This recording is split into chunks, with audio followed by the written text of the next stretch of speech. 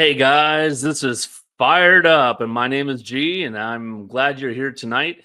We're going to have another episode where we dive into the swamp of Washington. Sounds so fun, but we're going to do it with a twist of humor because let's face it, with the sorry state of the swamp, we don't laugh, we just might cry.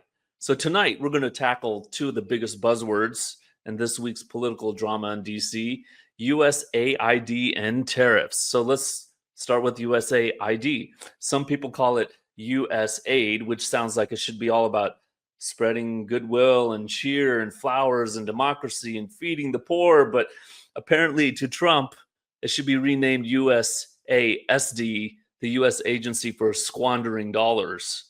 So at USAID, these unelected bureaucrats have been accused of waste, corruption, apparently funding a DEI musical in Ireland, because nothing says effective foreign aid like a Broadway show in Dublin. I thought this money was funding some food for starving people in third world countries, but thanks to Trump, we found out it was funding an all-you-can-eat corruption buffet. So in a move that's part fiscal conservatism, part reality TV drama, Trump gutted the agency, put up a website, said you guys are all fired and you guys can go on an extended coffee break. But not before a federal judge stepped in saying, hold your horses, Mr. Not My President, giving those workers a temporary reprieve. And speaking of reprieves, we will also talk about tariffs. Trump's been playing tariff poker like he's got a royal flush, announcing them on Canada and Mexico and China. But at the poker table, he says, I'll show you my cards later, because he's given them a 30-day grace period. It seems like an episode of The Apprentice, right? Like, I should fire you now, but you got one more week to impress me. I don't do good Trump impressions, but yeah, this tariff reprieve has markets breathing a sigh of relief, but it's also got investors on their toes, wondering, am I dancing with the devil? Or am I just at a very confusing prom where I hope my date's really one of the binary genders? I just don't want my date to end with a bad surprise. So we've got USAID going from aid to ado, and tariffs that are like the Terminator, a better sequel than the first. So grab your talkies and let's get right to it.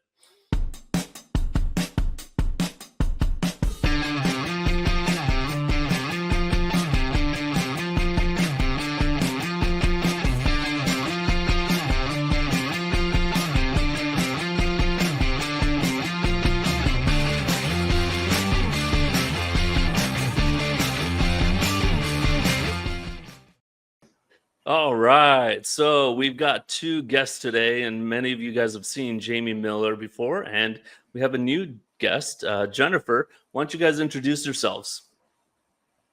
You going first? Yeah, I'm Jamie Miller. My better half, Jennifer Bash. We have a podcast, Reasonable Arguments. You can find us on all the platforms, and I have a Substack of that same name. And I'm a long-term, 30-year political consultant, author, public speaker, and all-around good guy. I can vouch for that. Can Jennifer? I think I have to now, right? Aren't we live? So I am married to a political expert. I am the least political person that I know. And I am an author also. I wouldn't call myself that, but I guess when you put out a book, they call you an author automatically.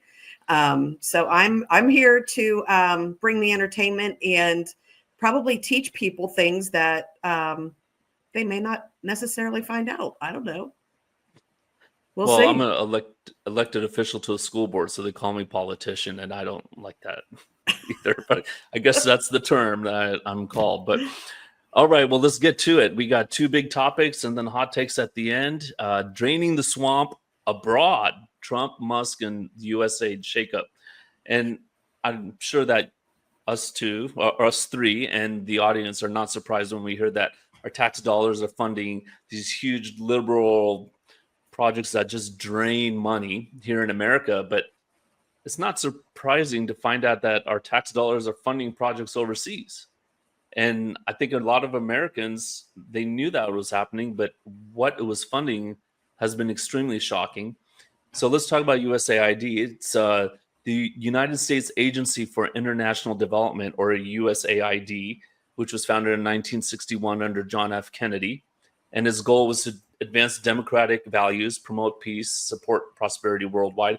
And, just like just about any government agency, many times they start off, with good intentions, and then it just gets bloated and bigger.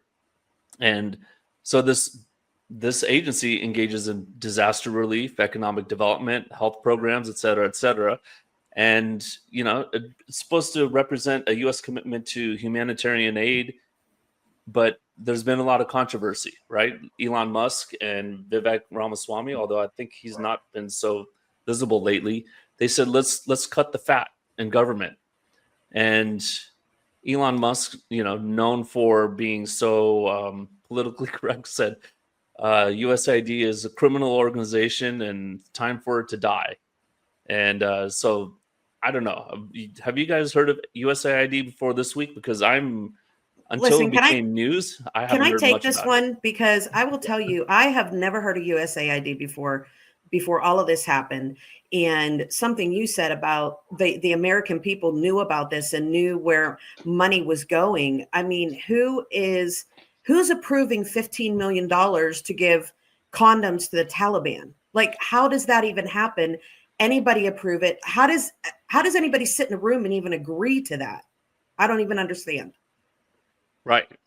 No, and Jamie, have you heard about that? I know you're more of a political so USAID has been around a long time. I call it, regardless of party, I call it the Political Consultants, Foreign Vacation Act. Regardless of your party, you get in, and as a general rule, it's like, hey, if I don't have another job, they send you over to USAID, and it's like, oh, go to Uzbekistan, or go to Uganda, or pick a country and take American goodwill there for 3 years. And, you're an expat, you make a good salary, you don't pay taxes, so and you have travel expenses on the federal government. So, it's a pretty good gig if you can get it. And so, yes, I have heard of it before. And, I think one of the things is, like you said, G, all these things start with good intentions. And then one administration takes a little bit of an advantage. The next administration, instead of taking that advantage away, they just say, oh, I want that advantage plus another one. And now we are 50, years later and 60 years later. And, we see the explosion in expenses and really how, extreme liberal domestic politics was being carried to all corners of the world. This was not carrying democracy. The Biden administration, and I expect that this started with the Obama administration, where they started taking extreme liberal policies to every corner of the world, and it's inexcusable. And Donald Trump's doing the right thing by stopping it. Yeah, and when you talked about foreign vacations, and I'm sitting here wondering, how do we fund things in Dublin and like nicer places in the world? And people must have gotten sick of going to Uganda, right? So it's like, okay, well, I think if you have family in Ireland, you'd rather be assigned to Ireland, right? Right. But who's making the decisions on this? I mean, it's not one person, right? You have a group of people making these decisions. Yeah, I mean, I believe, Jamie, we talked before the show about this, right? Congress basically allocates money to these different projects. Yeah, and then they get bloated, or there's administration within USAID, and then a certain amount of this money is allocated by Congress for a higher level.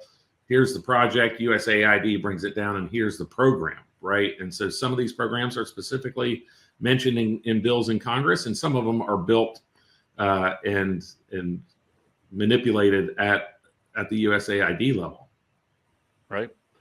And again, I'm sure bureaucrats, I mean, pay me on the back end and I can shuffle a little more money your way, or at least lobby for it. I'm sure there was a lot of that going on as well. But we have Donald Trump coming in saying we've got to cut the deficit and we've got to make government more efficient.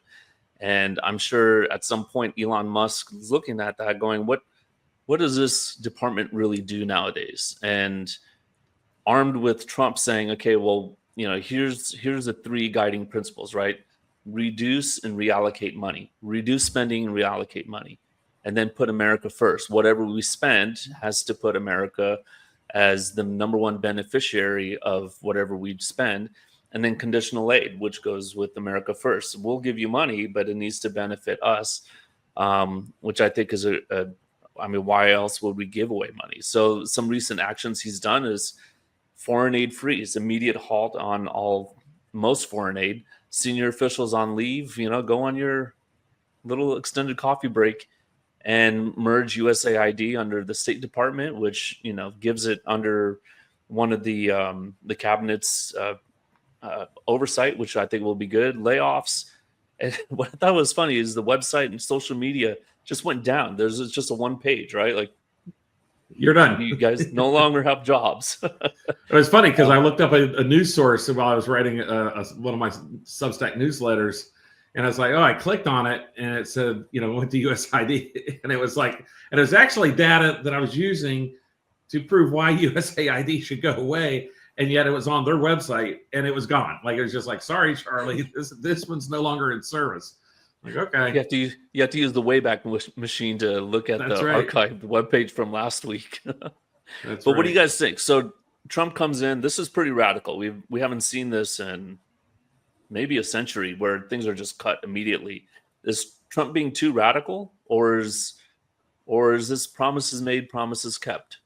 This is typical business. I mean, if any corporation, you bring in new leadership, that's the first thing they're going to do. They are going to cut out everything that is unnecessary and start over. And so this is exactly why we need a businessman as a leader, because the politicians born and bred screw it up.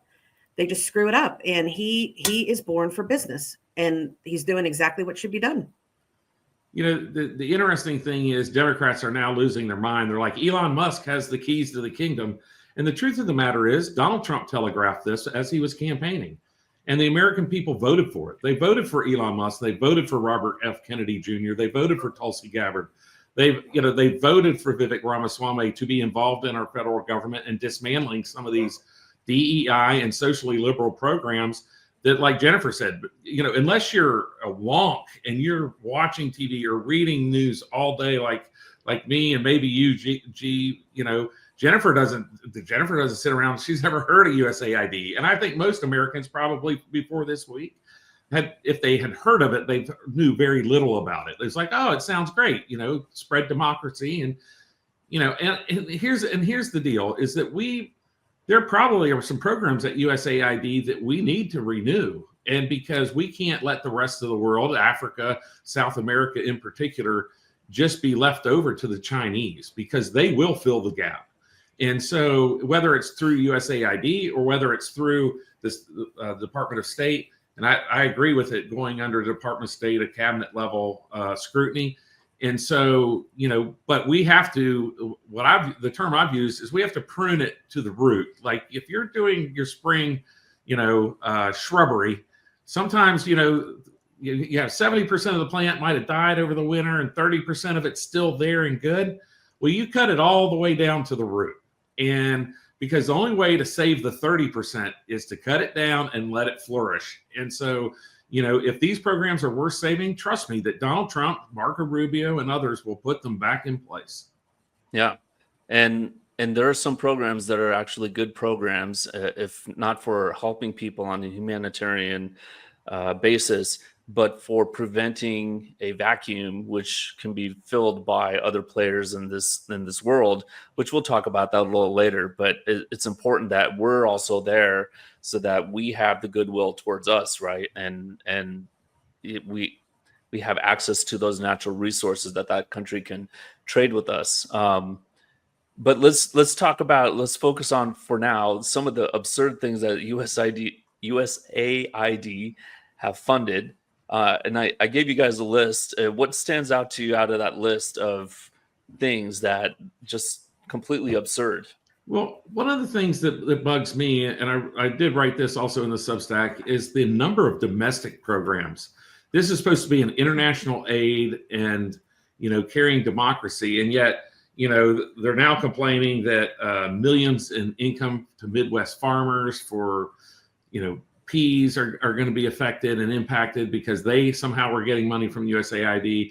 I listed some programs in California. Certainly there were some universities, University of South Florida, Florida International University, that were receiving programs, money from USAID. And so, you start going through like this, these are supposed to be international programs, and somehow this money's being spent domestically, number one. So to me, that should be under a whole different agency or program, period, the end.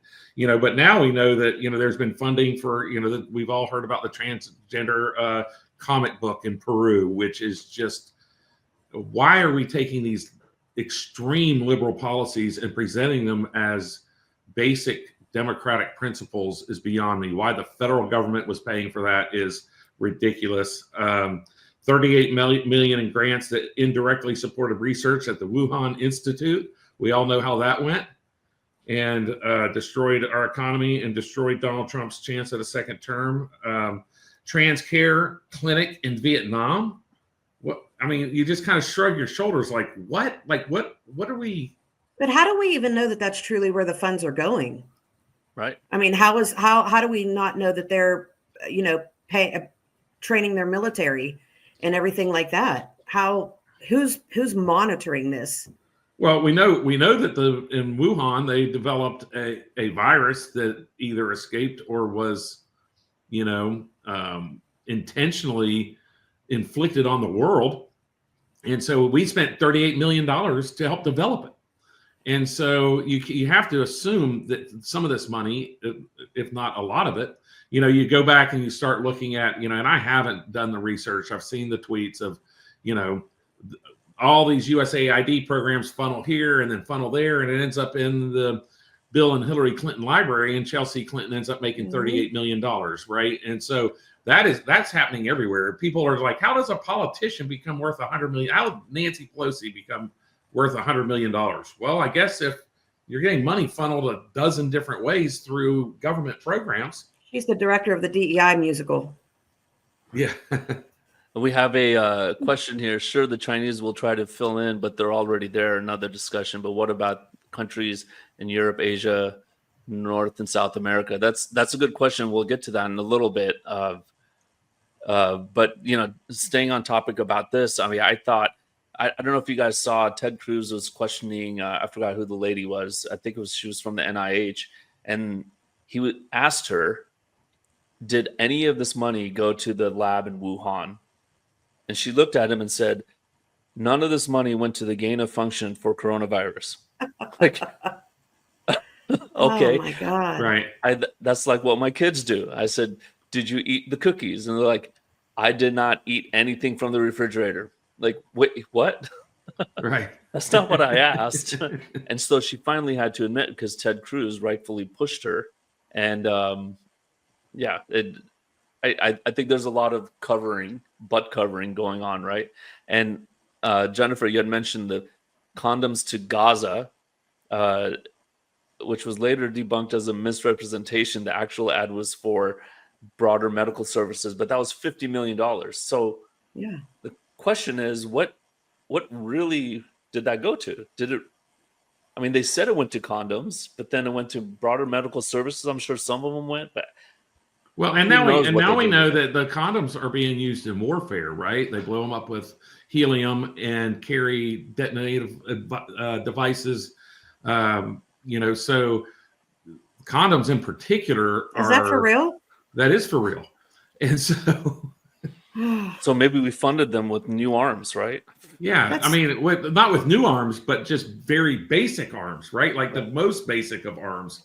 And but that is proven that some of these groups were using these condoms for warfare, and so now when you start looking at the amount of money we spent on them, of course somebody had to know that we were doing that, right? It puts Iran-Contra back in the 80s to shame. The 87,000 IRS auditors that were hired, is anybody auditing this spending? No, the 87,000 auditors are to audit us because we're cheating the government. It's not to audit the government because the government's cheating us. Like that's what those 87,000 should be. And it's funny because it seems like Elon Musk, with about 5 kids under the age of 25, and I'd say kids loosely, but 5 young people under the age of 25 are the ones creating all this havoc. And everyone, Democrats are saying, oh, it's an unconstitutional position. I mean, Elon Musk is operating on behalf of the president. And, so of course it's constitutional. It's ridiculous to think that these actions that are taking place are unconstitutional. And, Democrats are throwing anything at the wall to try to get it to stop. And they're missing the mark time and time again. No, and like you said, Elon's working, but Trump's making the final decision, right? And Elon's just saying, "Hey, look at this, look at that, look at this." But you're right. He doesn't have any authority to say, "No, you're done." Trump just says it for him.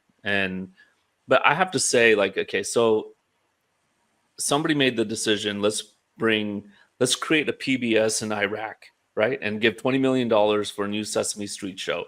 Whatever they did there, somebody's getting a kickback. I mean, you're hiring people to produce the show, whatever it is, but the money is coming back this way when you give it that way, right? So I believe that there's a lot of fraud and corruption that goes on. Otherwise, I mean, how do you explain 30 million to Wits Health Consortium in South Africa for HIV research? And lots of nepotism. Right. Transgender individuals, right? So there's a lot of, okay, scratch my back, I'll scratch your back, or what happened in Ukraine, right? So with Zelensky, there was a lot of, I don't know, what do you call it?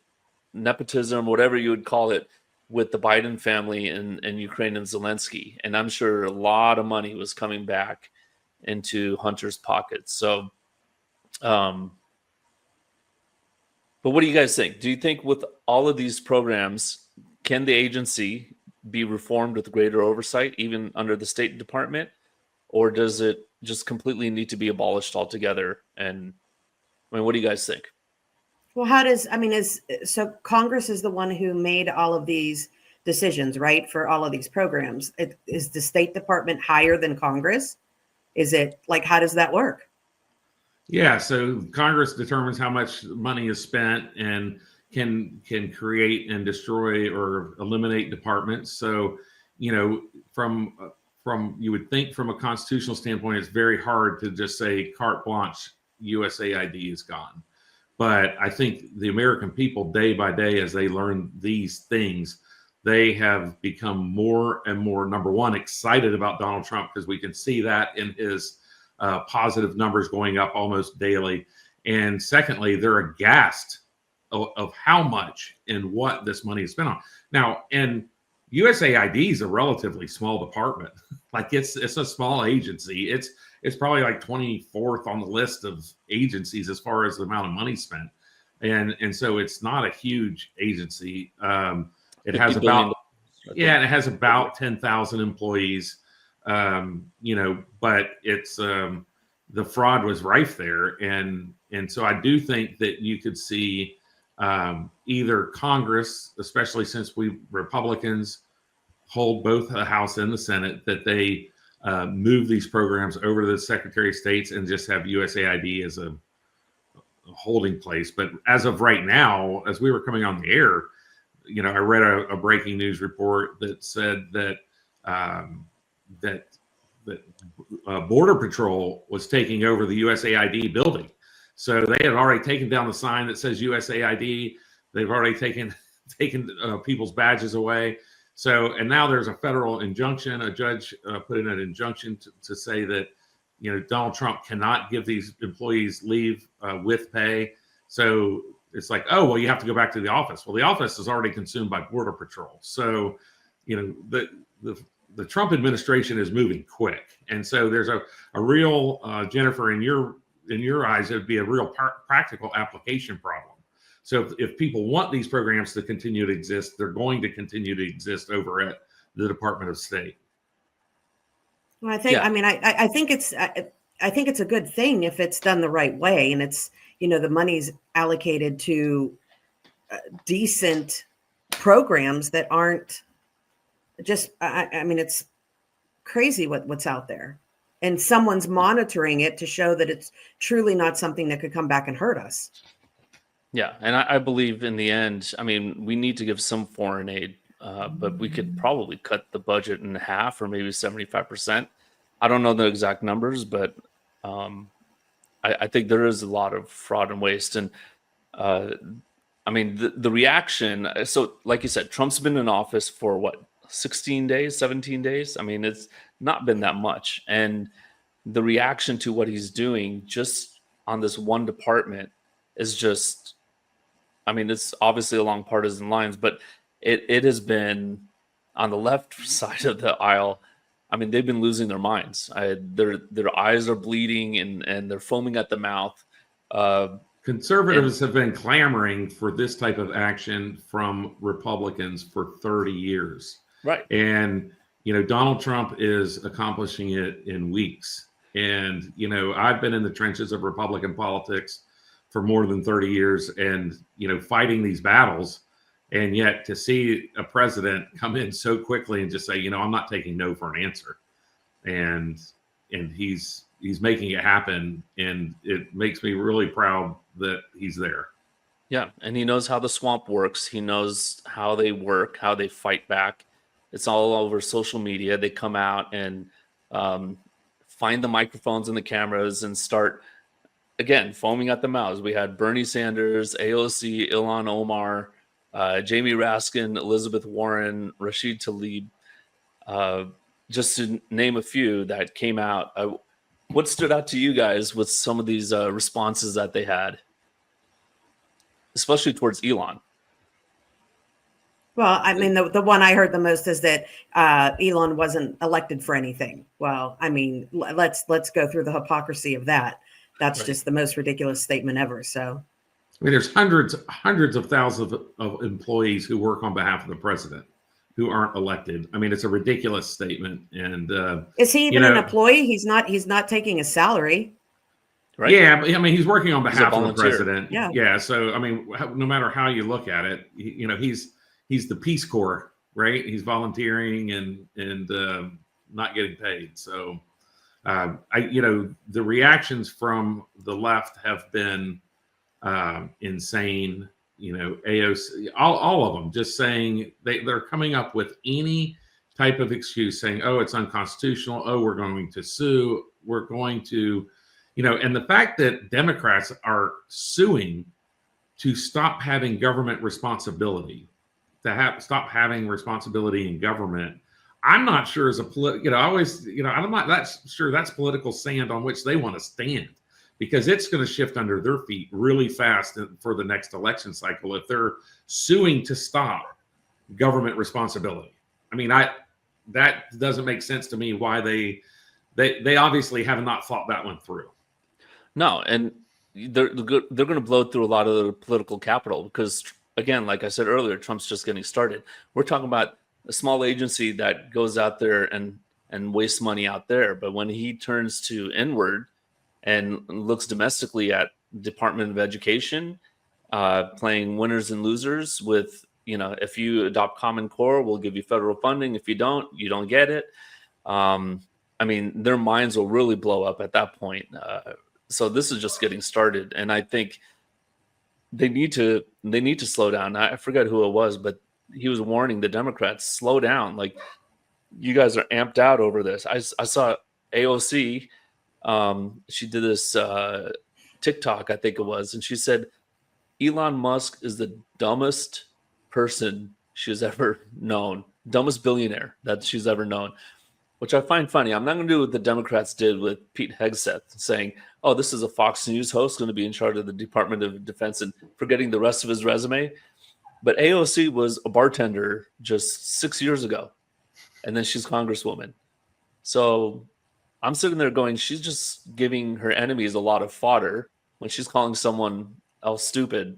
Like, that's not good for her. So I just find that funny that, like you said, Elon is obviously not elected, but so were all these other bureaucrats that were put in charge of these agencies, these projects. They're not elected. We don't even know their names. Yeah, So- anytime somebody resorts to name calling, they are giving up on the argument. And and I always say that with Republicans calling people rhinos. It's like, oh, you're a rhino. Oh, okay, so now you've lost the argument, because why are you calling me names instead of talking about the issue? And so we need to make sure that we let people know that Democrats stand for wasteful government spending on extreme liberal politics. That's what they are standing for today when they say they're suing to stop Elon Musk and Donald Trump. Yep. So let's talk about implications for foreign policy. Is it a good idea to be completely isolationist? We know China's out there building infrastructure for countries all around the world, right? Electrical poles, internet, sewage, water, and gaining favor with those countries. I mean, is it a good idea for us to completely pull back or too drastically pull back? Wouldn't this create a vacuum? What do you guys think? I think that we'll have, I think we do not need to leave a void for China to walk into. And I know that China is already around the world. I always say there's nothing more efficient than a Chinese fishing fleet. They're fishing with satellites and just pillaging the world's oceans for fish. And so we don't know, we don't have a scratch of the surface of where China is and what they're doing and trying to undermine the democracy worldwide. And so we need to ensure that we continue to help those emerging countries that are vulnerable to China. But I'm not sure that having DEI programs or electric vehicle stations in cities in Vietnam is the way to do it. Yeah. What about you, Jennifer?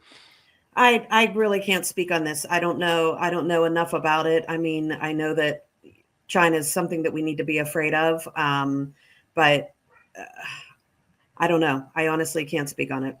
Well, I think part of what Trump was doing with Greenland is shows that he's not going to completely pull back. I mean, he does want to expand America's influence, which I think is great.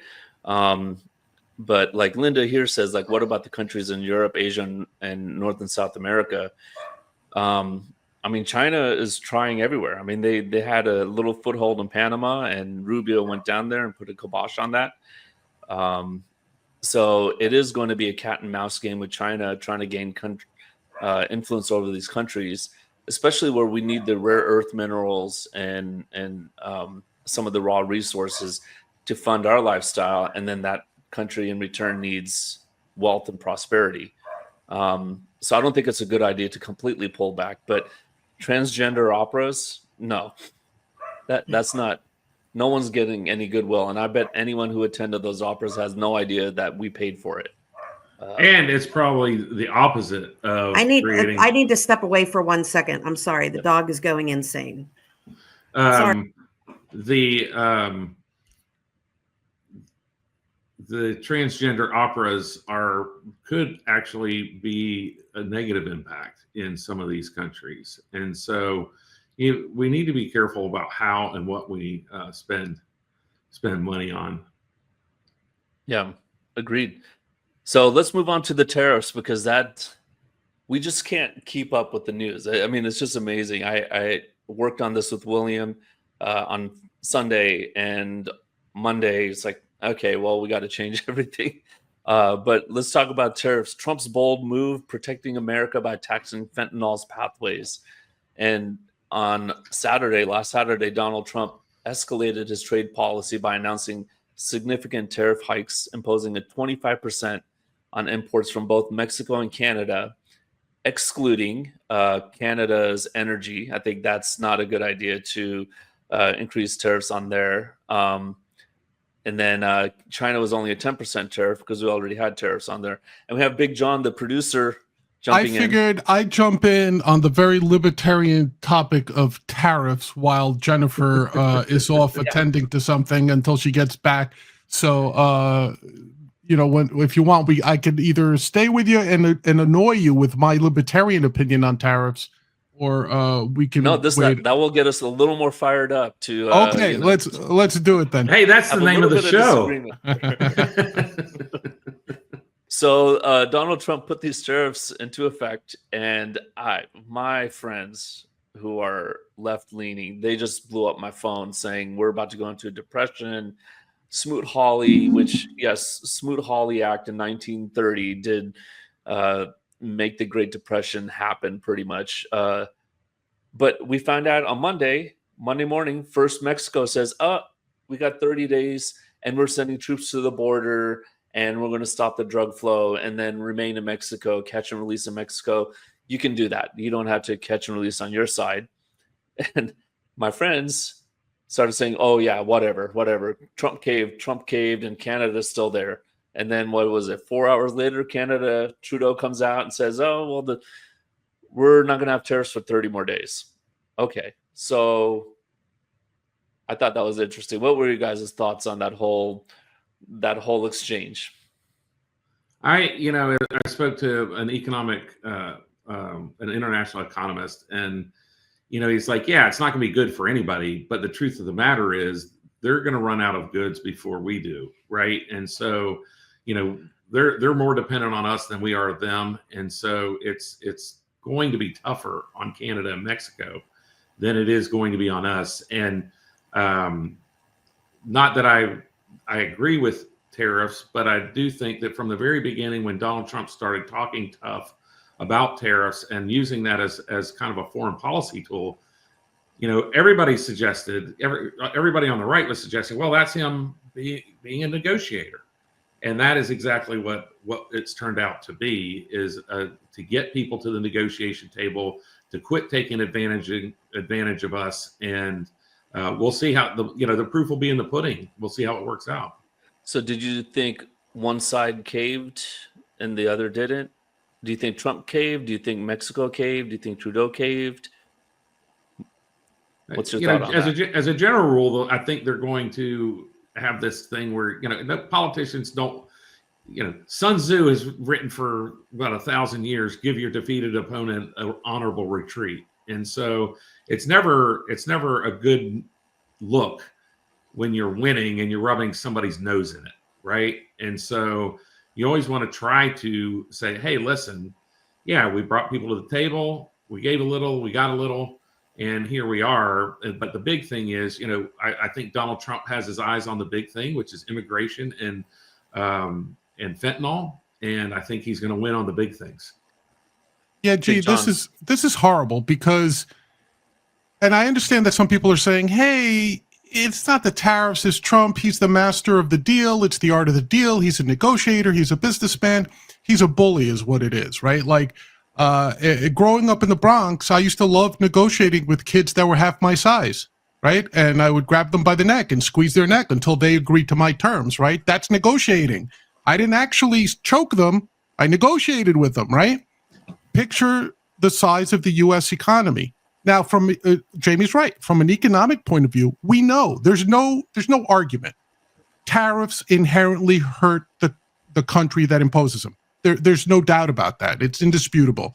Lord George in the late 19th century had a great line. He said, tariffs accomplish in peacetime to ourselves what we would do to our enemies during war. It's been known for hundreds of years, going back to Adam Smith. Tariffs fail economically. The question is, should they be used as a tool either for foreign policy or to use the polite term for negotiations? I happen to think the answer is no. Eventually, all this comes around, and it stems from the failed notion that trade deficits are inherently wrong, right? So we seem to be under this mistaken economic truism that if I buy more from you, G, and you don't buy an equal amount from me, somehow I'm losing at this game, which is ridiculous. When I go to my local Kroger's or my ShopRite, there's a trade imbalance. I give them all sorts of money. They haven't once paid for advertising space on Fired Up. And I agree with that. Here's a good example. If gas was $10 a gallon, I would still be buying gas because it's better than walking 6 hours to go that 1 gallon. Right. As long as you have a choice, then there's nothing wrong with it, because then all sides benefit. All trade is mutually beneficial when it's free. When it's coerced, yeah, look, Mexico may smile. They may be sent 10,000 troops. Who knows what they'll do? Canada capitulated, right? But again, these are things that have long memories, right? People are not going to forget that you bullied them. People are not going to forget that this is a negotiating tool in some weird annexation of Canada that I keep hearing of. Like, we want them to be our 51st state, right? I mean, it's a bullying tactic. I hope they don't forget, because, they should remember that we're the biggest economy in the world, and they should, treat us with some level of respect and not take advantage of us on every chance they get. I mean, what's the advantage? What are they taking? The big example is, solar panels made in China that are subsidized by the Chinese government to basically run solar panel companies and their technology, from being developed in the United States. And they do this on dozens of things, not maybe hundreds of things.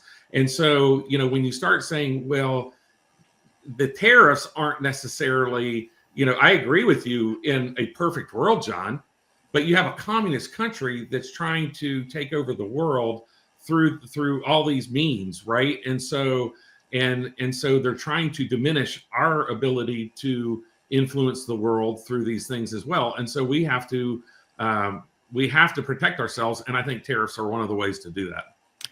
Well, the protection is the issue, right? Because what helped bring down the Soviet Union? It wasn't tariffs, it wasn't embargoes, it was the free flow of American jeans and Coca-Cola and rock and roll and things that the Russian people could not get their hands on.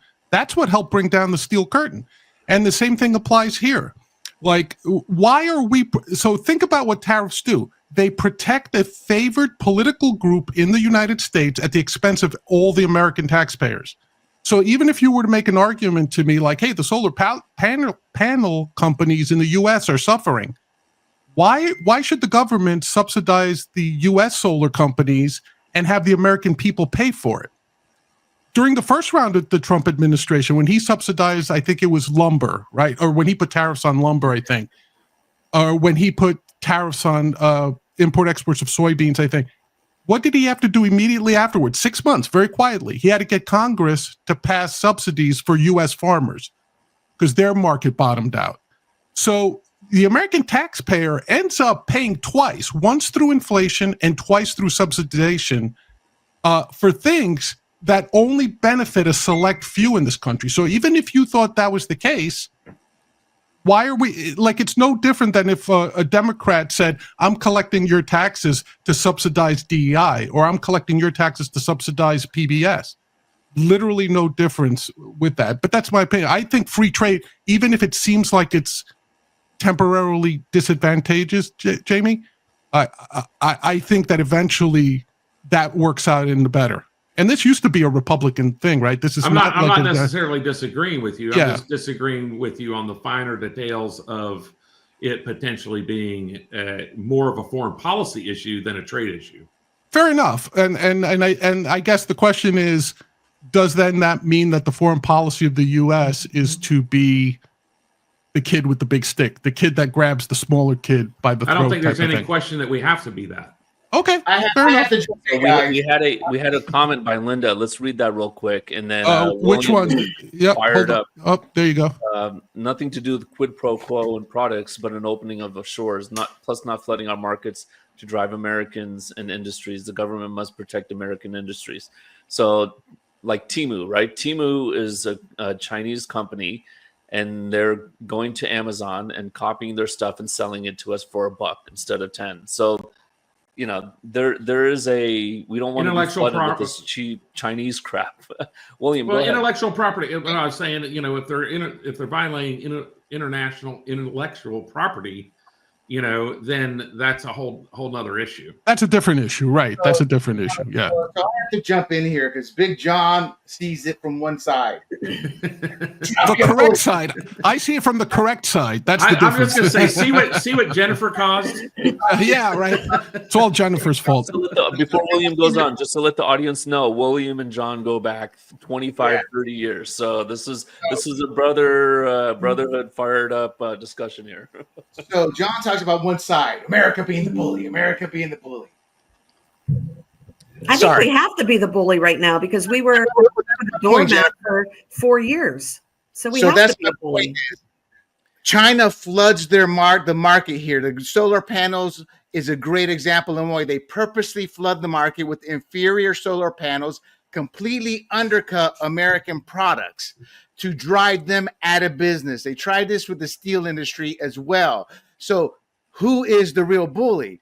Tariffs used as part of your quiver as an arrow to sit there and stymie that is not only not being a bully, it's necessary to protect American industry and jobs. Life is not fair. You know, Temu is another example. They get under that law. There's that loophole and they flood the market. My wife, I told her, your Temu orders are going to the wayside. She said, oh, well, now about the pricing, John's wrong again.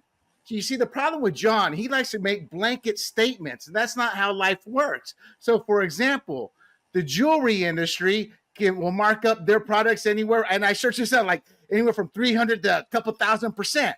The hairstylist industry, of which my wife is part of, will jack their prices up 300 and 400%. They don't have to take a loss. Then you also had the situation where there are other products. It's like Chuck Schumer, Corona beer, which is actually my favorite beer. But if Corona gets overpriced, I'm looking at Modelo. I'm looking at a different brand. So you have all of that. And to add some flavor to this, China, when they first started coming into our country with their products and services, they were like at 1% control of the GDP or something of that nature. They're like up to nearly 20% now in terms of their export. And that, hold on, that is because of a lack of tariffs allowing them to flood the market, allowing them to have their way. So tariffs, and Reagan was wrong on that. You know, on the short term, he may have been right. The long term, we've seen what America has allowed China to become. And finally, nobody wants tariffs long term. Big John talks about it as if we're going to have tariffs for the next 50 years. You use tariffs as a tool in your quiver, and then you use it most definitely, as Trump is, a negotiating tool. And both Jamie and Big John are wrong.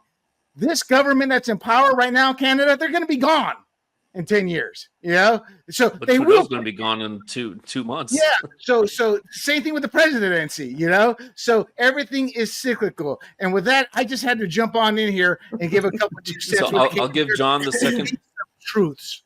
Yeah, I'll give John the second to last word, and then we'll have one last question on the tariffs. Here's the thing. I don't know whatever happened to conservatives. I don't know how conservatives can consistently say we want limited government, we want smaller government, and yet they want the government, the most inefficient, worthless entity on the face of the planet, to control markets, to control businesses, to control pricing, as if they have any clue what market should be and what pricing should be. It is inconceivable to me that I sit here and talk to conservatives who would otherwise say, get the government out of everything. We don't trust the government to set a minimum wage. The correct minimum wage, I hope all of us can agree, is zero. It should not be set at anything. However, we can make that argument, but we somehow seem to think that we should define what American businesses make. It happened with the, I know, control and not protect. That's just verbiage right now. It's the same concept. It happened with American car manufacturers in the late 70s. You have to protect us. Put tariffs on those Japanese cars. Lee Iacocca spent more time in Washington than he did running his company.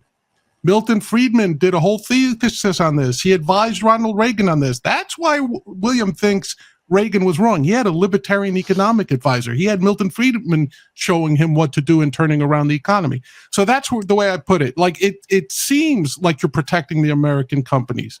But I have to ask you, should American companies be protected if they're not providing the best service at the lowest cost for the American consumer? And that's what free trade, that's what open markets accomplish. And with that, I will jump off, G, because this is not a libertarian hour.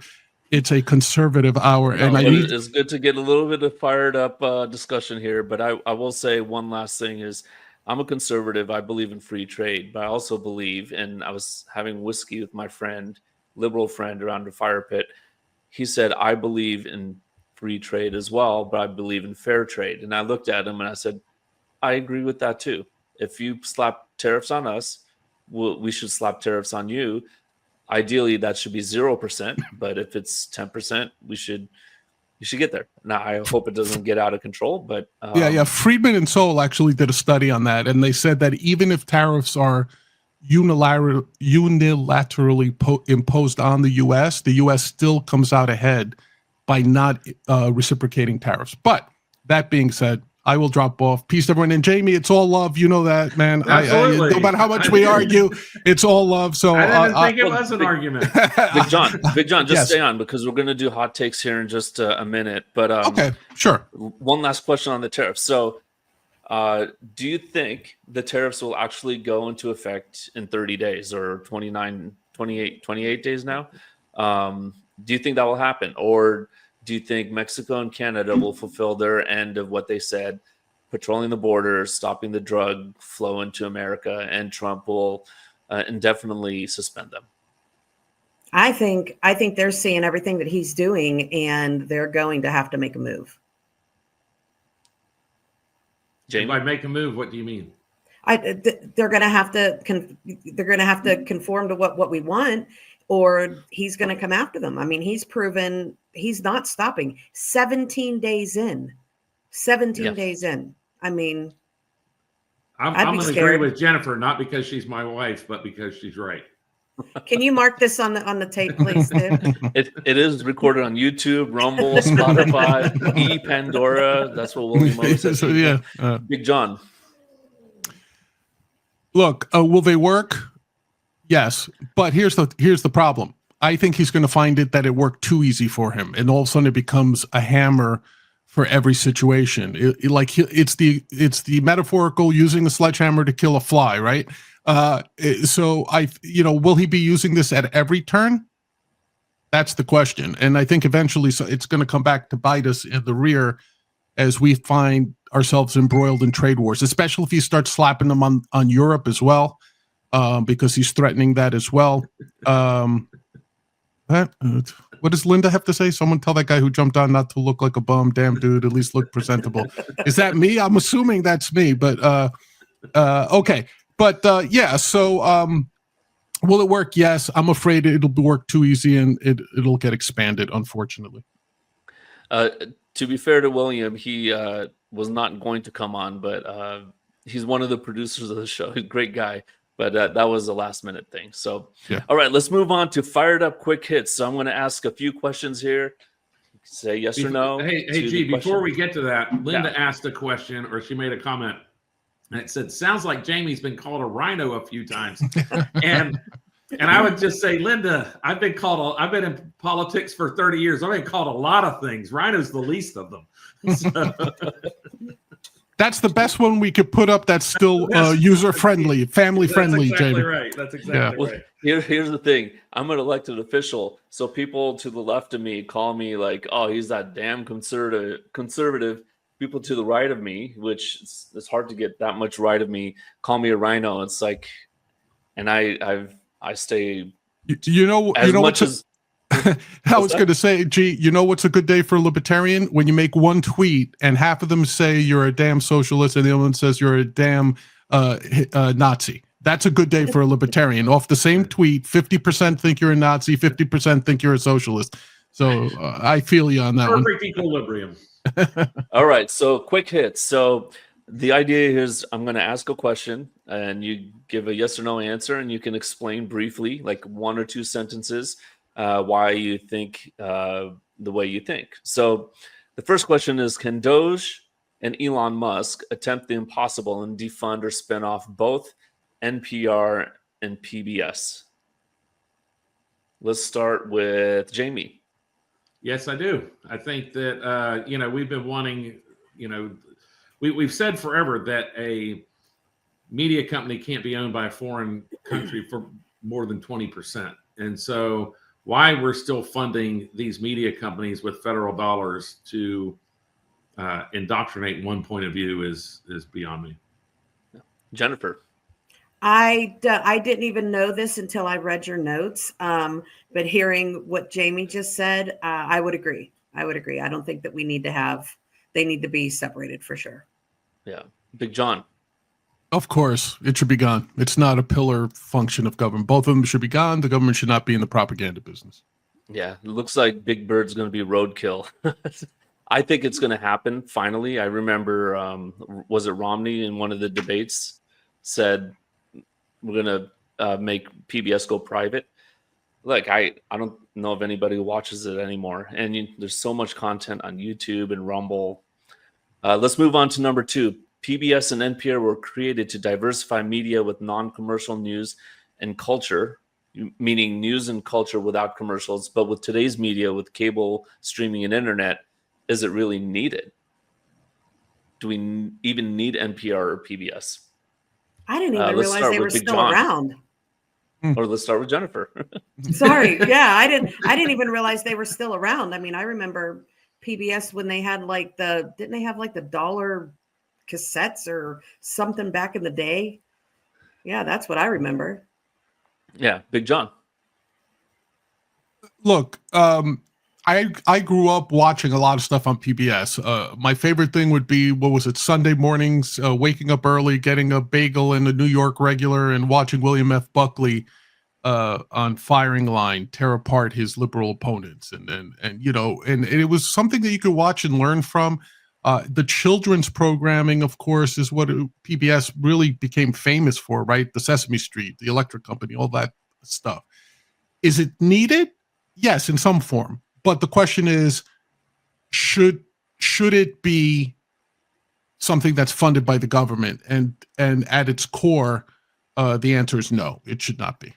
Americans were exposed to Doctor Who on PBS by Linda. Jamie. I'm not sure that Doctor Who was a good thing for Americans to be exposed to, but my kids love Barney, right? And the problem with PBS is that they would set up these secondary, corporations to do the merchandising. So every time I bought a Barney, lunchbox or T-shirts or whatever, pajamas, bed sheets, all of those things that you buy that are Sesame Street and Barney, they don't go to fund PBS. They go to this separate corporation. So it is a for-profit corporation, just, funded initially by the government, and it's wrong. Yeah. And now that I'm thinking about this question, I should have asked, will it survive? Not really, is it needed, but will it survive? Because now when you're relying on commercials, now you rely on how many eyeballs are watching. I tried to get my kids to watch Barney and Sesame Street, and with today's high octane cartoons, I mean, they were bored to tears. And obviously NPR is left wing, so I don't think it will survive. It's not needed. Well, you know what it is? They may have to adapt, like the newspapers. They may just have to adapt. So they may become a content producer instead of a network. They may just become the equivalent of a production house where they produce children's programming and then it gets distributed on streaming platforms or commercial TV or whatever. So their business model may have to adapt with the times. And what's wrong with that? That's absolutely true. So that's a good point. Number 3, did Joe Biden's team sign him with Creative Arts Agency and to create an illusion of mental sharpness, even as the mainstream media and his supporters now openly acknowledge the cover-up of his cognitive decline? So the CAA is basically an agency to market you, what do you call it? An agent, right? That will They're say talent agents. Yeah, they're talent agents. They're right. Yeah, there you go. Yeah. So let's start with Jamie. Did Biden sign? I don't think we're going to see a lot of Joe Biden appearances on network television the way we saw Michelle Obama, for instance. I think that Joe Biden's days are his cognitive skills have failed him. His best days are behind him, unfortunately. I wish him the best of health and a long life, but I don't know that him being represented by a talent agent is going to do him serve him well. Jennifer. I would think the agency would have been for like a stunt double, because I don't even believe that he was in half of the things that they were showing. So it can get up the stairs to a plane. Exactly. Big John.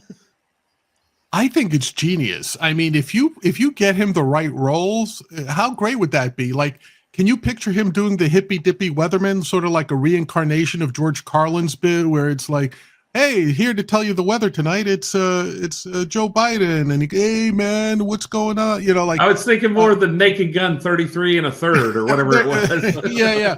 So yeah, look, I think this is just, you're right, it's PR. No, it's not. I don't think it's to rehabilitate his image as much as it's like get him a chance to monetize whatever few years he's got left. And so I think the answer is yes, but I think his library is the motivation. I think he pissed off a lot of Democrats at the end with the pardons, going back on his word, and obviously conservatives are not going to donate to it. So I think he's going to try to get money for that library.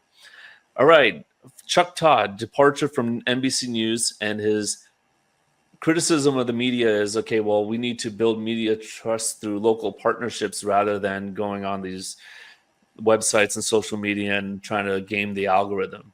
But is that really the reason that news media is not trusted anymore? Let's start with Jennifer. I have no idea who this man is. You don't watch NBC News. Huh? No. That's why you're so smart. But as far as the media, the media is toxic, period. It's just toxic. Big John. Yeah, it's a shame because I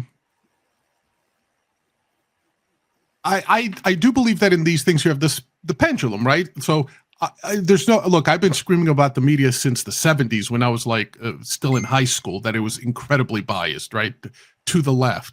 But now I think in swinging that pendulum back, we've now achieved the opposite, which is like any conspiracy theory is considered valid, any cockamamie theory is like put out there as, you know, and then when they're disproven, what's the typical response? Hey, I'm just asking questions, right? That seems to be the typical response when you get caught with your hand in the cookie jar. But no, you should look to new media, to alternative media, because that's where it's at now. Things change. You know, radio was, newspaper was it, then radio was it, then television was it. Now it's social media. So whether we like it or not, this is the genie's been let out of the lamp. You know, we're not putting this stuff in this thing back in. It's here. We might as well learn. Now, if we could teach our young journalists to do it ethically, get to some, like whether it's a school of journalism, like Columbia, taking it up and putting it out and trying to get people to do things ethically, have some code of ethics. I'm down for that, but this isn't going away. Yep. He's wrong. It's not going away. Jamie. It's Chuck Todd started his career writing for National Journal's Hotline, which turned into Politico, and he was a conservative writer. And Joe Scarborough started as a super conservative congressman. He was in Matt Gaetz's congressional district and goes to MSNBC. And so kind of what concerns me more is how much our corporate advertising moves these folks where they have to adopt a liberal message. They have to. And so I do think that because of that, and because how much the large media companies are a slave to their advertisers, that they have to adapt or die, because there's so many other avenues like Fired Up where people are getting real news, real opinions, and not controlled by their advertising masters. Yeah. And I think the real reason why people don't trust the news media is because of the bias. And so during the election season, I had to sit there and I'm looking at the polls and I'm looking at the real registration numbers. And then I watch the news and I'm like, something's off. And I had to find a little bit of an echo chamber to get some validation that what I was thinking was right. I was thinking Trump was going to win and everyone's saying no. So Chuck Todd's wrong. It's not through partnerships or algorithms. It's through bias that people are not watching anymore. So a related question, the Trump administration is pulling in these alternative media sources into the White House briefing room, the Pentagon's correspondence corridor. Is that a good move? And I think we kind of answered that, but let's just be quick on this one. Let's start with John. Yes, absolutely. And William will tell you, there was a time when William and I had our sports companies when we weren't allowed at the press conferences. We weren't given press credentials to the games, access to the players, because they said, who are these internet guys? They're not real journalists. I remember guys at Sports Illustrated and the New York Times, like essentially spitting on me as I walked by, like having done nothing other than being an internet journalist, sports journalist. So my bias is very clear on this one. Yes, they should be vetted to make sure they're not like whack jobs or, some, like crazy unhinged site. But yes, the fact that you are an internet only journalist should not de facto ban you from press conferences and such. Yeah. Jennifer. I don't have an opinion on this one. I'm sorry. I'm out. Jamie.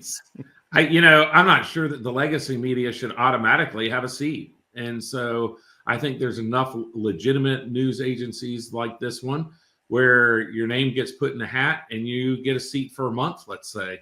And next month you draw from the hat again. And in NBC and CBS, they shouldn't automatically have a seat in the White House press room. Like, what makes them different than you, G?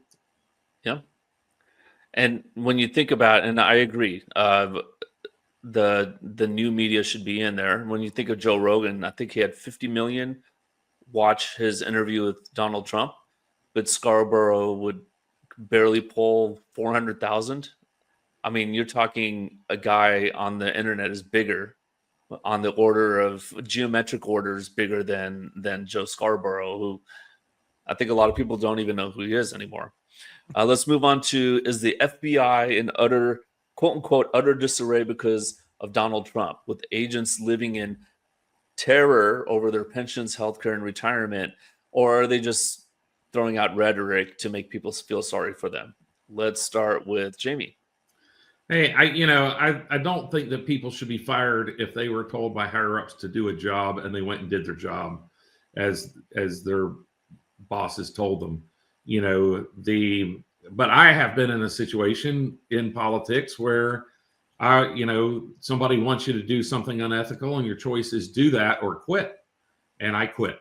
And so, the fact that they did these things, if they knew that they were wrong and they did them anyway, like rifling through Melania Trump's underwear drawer, they knew damn good and well that was wrong.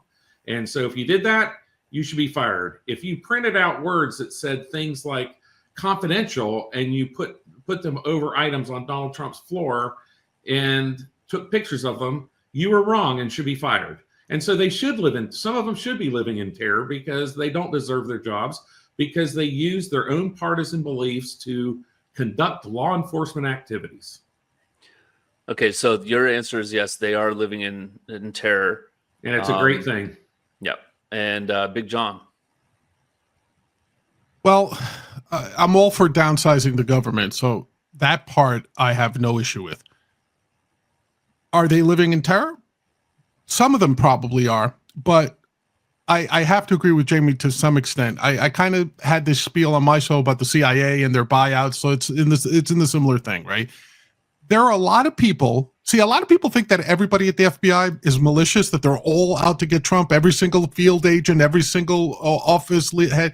No, most of them are your day-to-day nerds. People don't realize that. Like, that's the best way to describe these FBI, CIA, the overwhelming majority of these employees.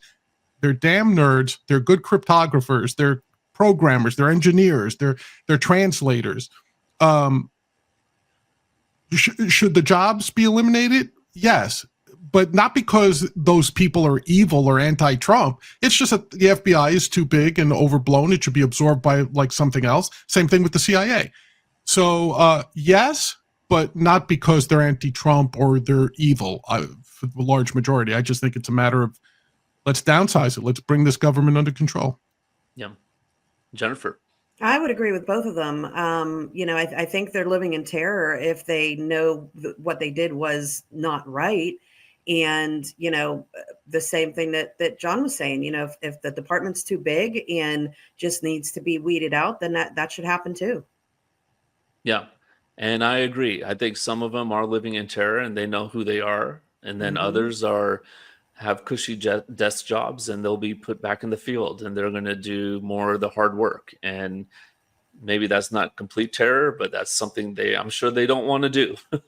They want the cushy job. So let's move on to, is AOC correct? And I can't pull up the video right now, but she basically went on TikTok and said that Elon Musk is one of the most unintelligent billionaires, the guy who created SpaceX, Tesla, et cetera, with a lack of intelligence, lack of expertise, and morally vacant. So I think this will be easy, but do you agree with AOC or not? Let's start with Jennifer.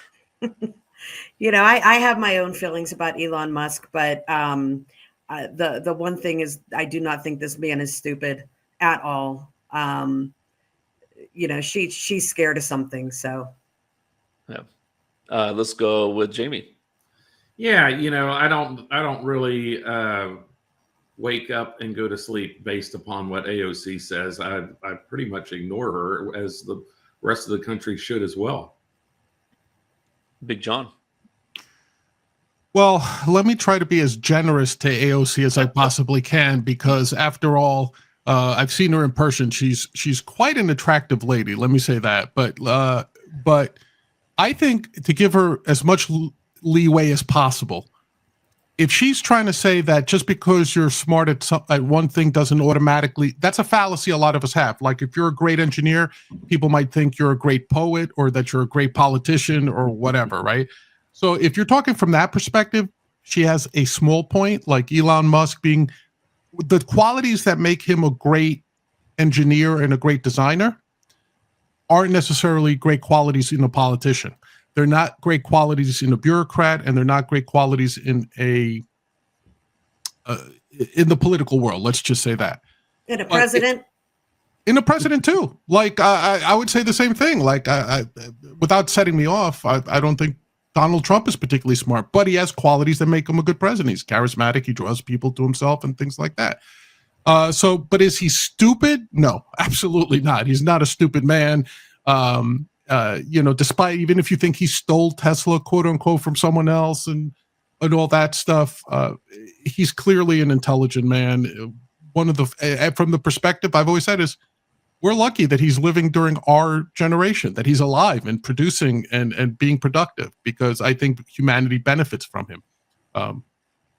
Yeah, take that. No, and I seeded the question with a little bit of my bias, but no, I think Elon Musk is a genius. I think he thinks of technical things all the time, and he's really involved with the technical aspects of internet, cars, rocket ships. And AOC didn't come from that background. I'm not demeaning bartenders, but that's where she was 6 years ago. So I just think it's golden that she's talking about him like that. But I'll give AOC one thing, and people get elected because they're honest. And even though I think she's 99% wrong, she's honest. Sincere. She's sincere. Very sincere. Yeah. When she runs for president in 3 years, starts her primary, she's going to have a long runway. I think she's going to be one of the last candidates on stage. So even though I think she's a complete socialist, just look out for that. So, all right. So 2 more questions. If the government were to own or regulate TikTok, wouldn't it just be a social media version of NPR or PBS? Let's start with Jamie. Yeah, I'm opposed to the government owning TikTok for the same reason I mentioned PBS and NPR. It's too influential of a program, and the government should not be in the business of influencing citizens. Yeah. Jennifer. I would agree with that. Yep. John. Yeah, I'm going to keep it short. Yes. Jamie's 100% correct. Yes. Yeah. And I would agree with the government buying TikTok if it was just a way to get it off Chinese hands immediately, and then they could sell it to a private company if it's just an intermediary type of Elon. transaction. But yeah, a permanent ownership, no, not a good idea. All right, one last question. Who wins Super Bowl 59 and why? The Philadelphia Eagles or the Kansas City Chiefs in this Super Bowl rematch from 2 years ago? Now, Jennifer, are you a sports person? I'm a Steelers girl, so born and raised in Pittsburgh. All right, so there you go. So you do watch football. Do you want to start with this one or let one of the other guys take it? I am completely over Kansas City, but I honestly think that it's a refs game, and it's going to be Kansas City. I truly believe that. And it's a whole Taylor Swift and that whole crap, all of that publicity. You're talking to a Niners fan right here, and I know last year there was some shenanigans with the refs. Let's go, for Jamie. sure. So yeah, I am going to take the Eagles 24-17, which also puts me with the under. But I also believe Kansas City Chiefs kicker Harrison Butker, however you pronounce his name, Butler, will break his own record for the longest field goal in Super Bowl history, and it will be 58 yards. Wow. All right, Big John. It sounds like Jamie's been hitting the prop bets before he came online. Yeah, so I listen, all the metrics say the Eagles should win. There's no doubt about it. But you could tell from the Vegas line that they're still getting money on both sides, right? Because the spread is 1 point. Kansas City is a 1 point favorite. So in essence, it's a push game, right? Because they're calling it even. However, in the words of the famed Chico Escuela, Kansas City been very good to me. So for 2 postseasons in a row, I've fattened my wallet betting all the Kansas City games and on the right side of them. So I will have to go for the three-peat. Hey, history in the making. As much as I hate Kansas City, you can't deny their greatness. They get 3 in a row. They've etched their names in the history books. So I'm going to go with Kansas City on this one. All right. So me with the last word, I agree that these are 2 evenly matched teams. I think last year the Niners had the advantage in the betting, if I remember correctly. And the Niners had a little better of a season. The Chiefs had the most holding calls, I think, of any AFC team last year. Surprisingly, in the Super Bowl, they had, and the 49ers couldn't overcome all their offensive holding calls. I mean, 1st and 20, what are you going to do? I think that's why they lost. So I'm with Jennifer on it. The refs are going to tilt ever so subtly in favor of the Chiefs for the story. And there will be how many camera shots do you think there will be of Taylor Swift throughout the Super Bowl?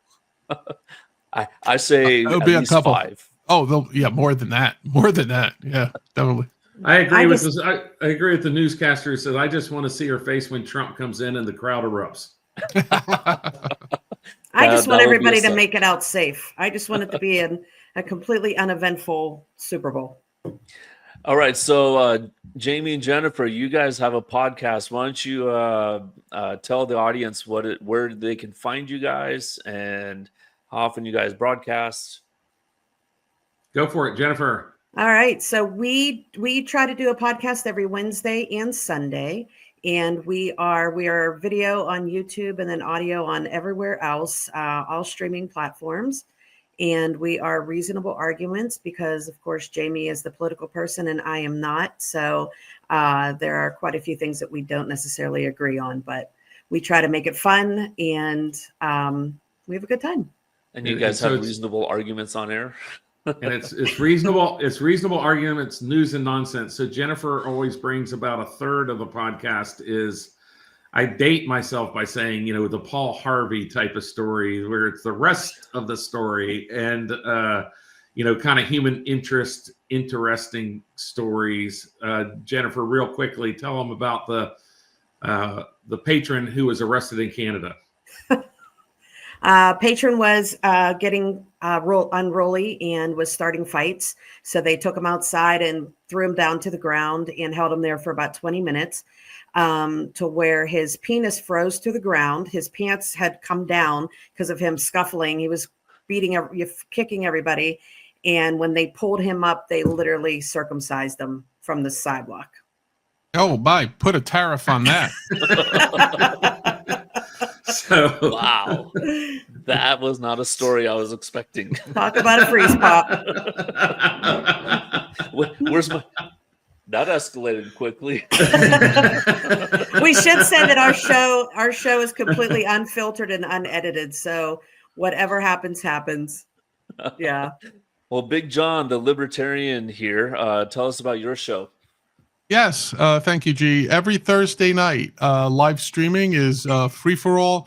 Where I typically will be with my co-host Hody Johns, and we also have various libertarian guests. This week's guest was Lars Mapstead, billionaire libertarian who ran for the presidential nomination.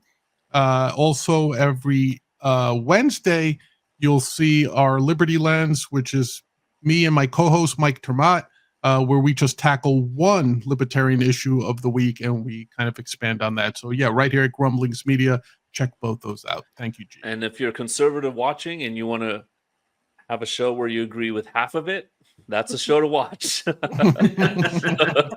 Which half, though? Which half? To quote Mr. Woolworth, which half do you agree with? I'll sit there and watch a show, and I'm like, yeah, oh no, yeah, oh no. I told you, G, if it's half, I'm doing my job. But this is Fired Up, and we broadcast every Friday night, 10 p.m. Eastern, 7 p.m. Pacific, and you can find us on YouTube, Rumble, Pandora, and Spotify. I'm going to change it from William's tagline and Spotify because I'm not Spanish. And for me and Jamie and his wife Jennifer and Big John, we bid you adieu. Hey everybody, this is Big John from Grumblings Media, and I just want to say thank you for watching our content. If you want to support our efforts here at Grumblings Media, just smash the subscribe button right here, totally free, or just go ahead and consume more of our great content. Click either one of these two boxes.